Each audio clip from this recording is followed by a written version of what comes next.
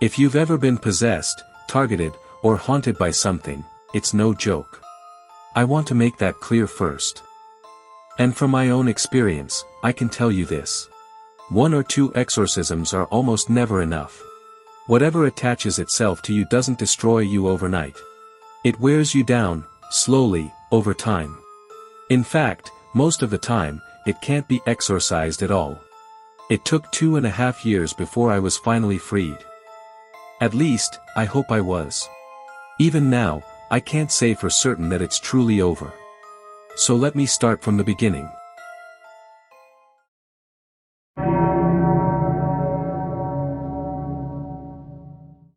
I was 23 years old, in my first year working after college.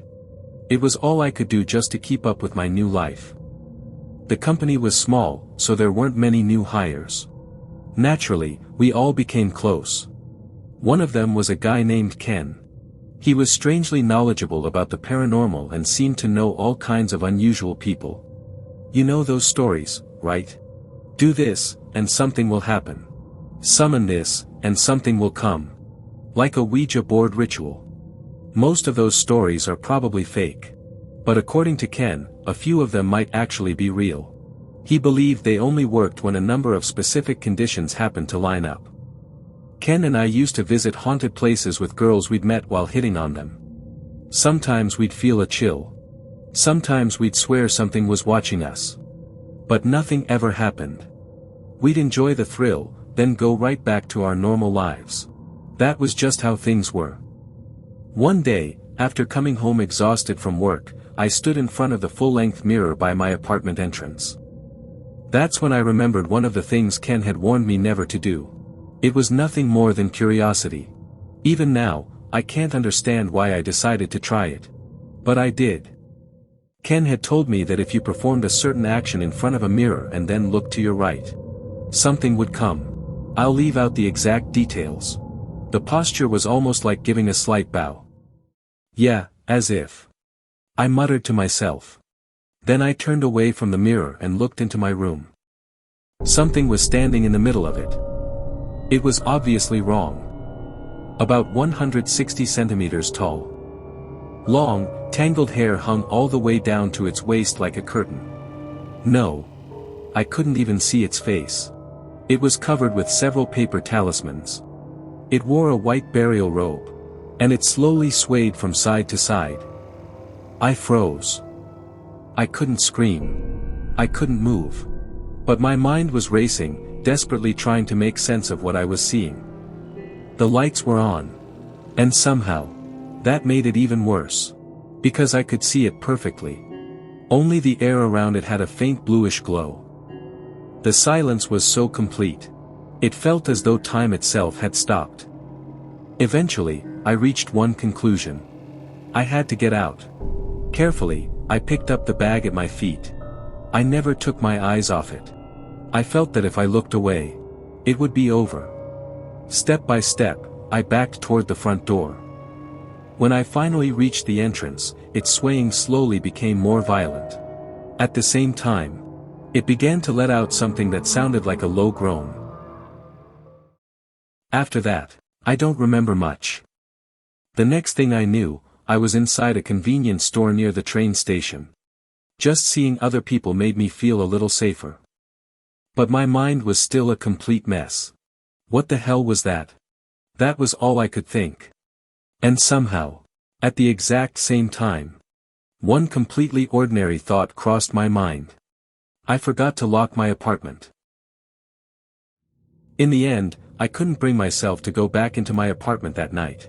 I spent the entire night in a family restaurant, waiting for sunrise. As dawn broke and the sky began to brighten, I cautiously unlocked my apartment door. It was gone. Thank God. Maybe I'd imagined the whole thing. It was impossible for something like that to be real. With the daylight came a little confidence. I stepped inside. Okay, nothing's here. I reached over and switched on the light. The moment the room lit up, I was confronted with proof that last night had been real. Right where it had been standing, there was a huge puddle of black sludge. Not just footprints. It covered a large section of the floor. The stench was unbearable. There was no denying it anymore. It hadn't been a hallucination. Then I realized something even worse. Last night, I'd run out without turning off the lights. So if I had just turned them on. I looked at my left hand. It was smeared with the same black sludge. For a while, I couldn't even think straight.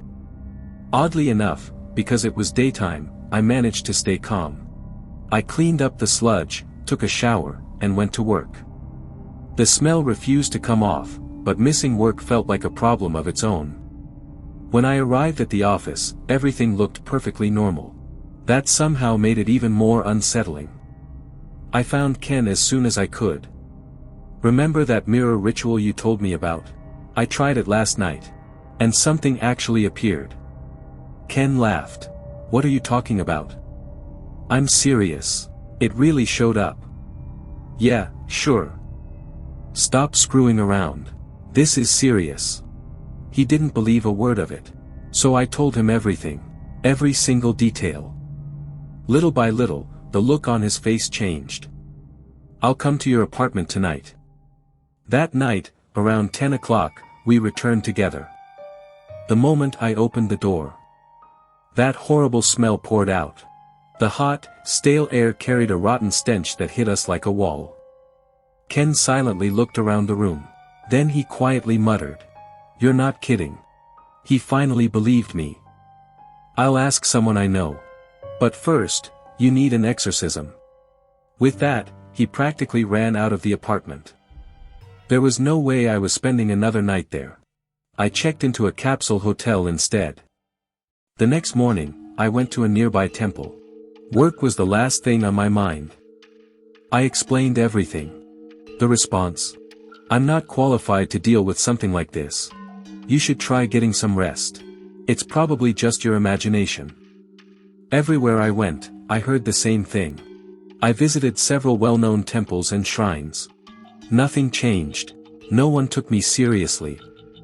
With nowhere else to turn, I went back to my parents' house in Saitama. The person I wanted to ask for help was a Buddhist nun known as Sister S. She had taken care of my grandmother for years. I'd met her a few times when I was a child. If there was anyone I could trust, it was her. The problem was, she lived over 1,200 kilometers away, in Nagasaki. There was no way to see her immediately.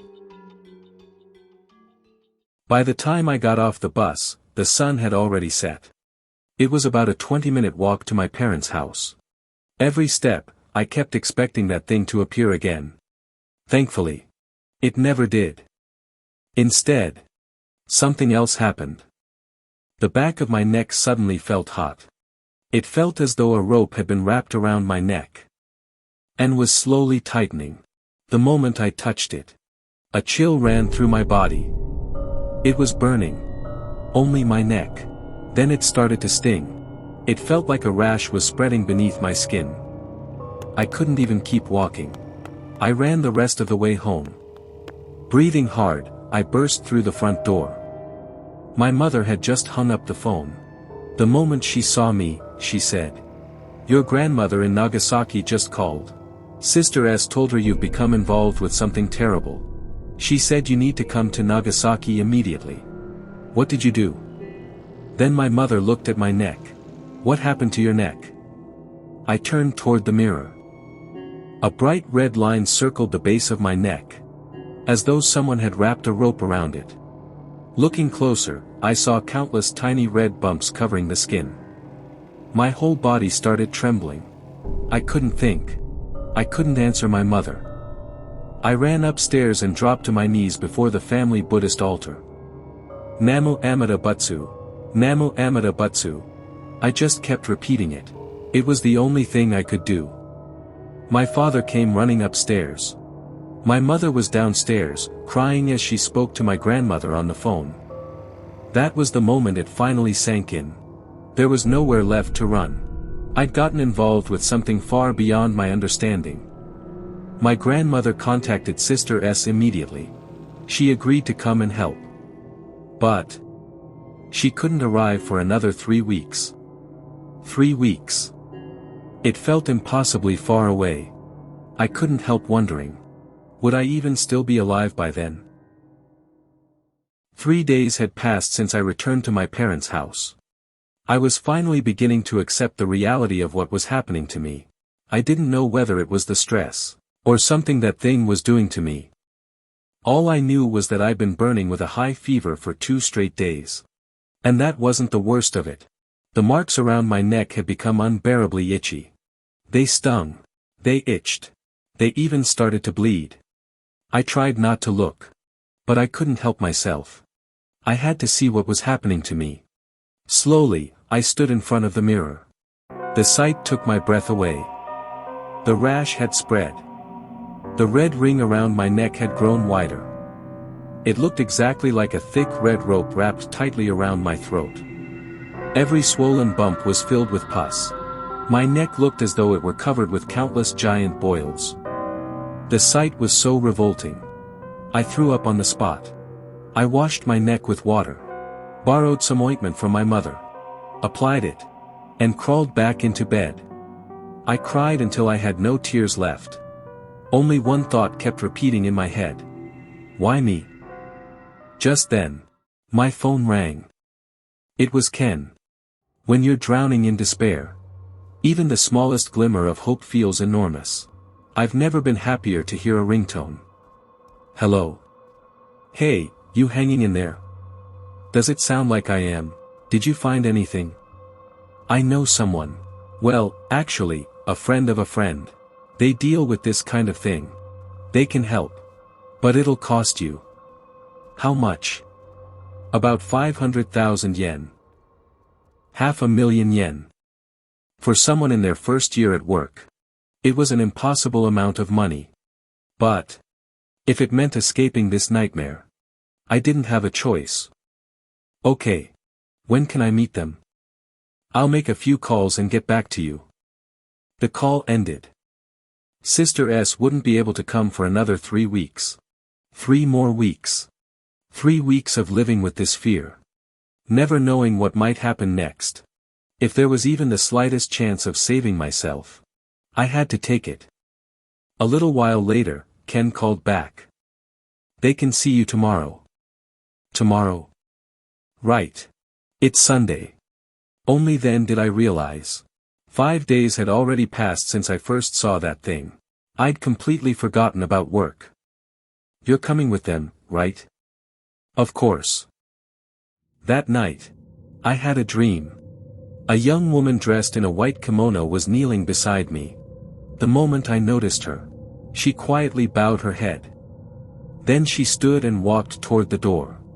Just before leaving the room, she stopped, and bowed deeply one more time. I still don't know who she was, or whether she had anything to do with that thing. The next afternoon, Ken called. He guided me over the phone to the meeting place. A few minutes later, 3 people arrived. Ken, one of his friends, and another man.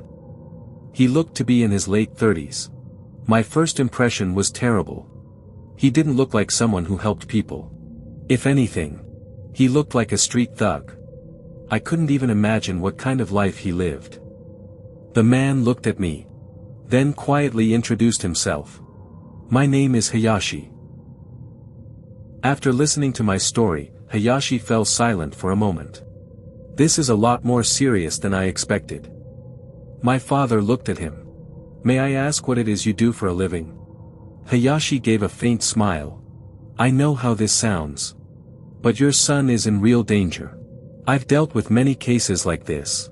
And I've never seen anything this severe. This entire house is filled with something evil. My mother hesitantly spoke up.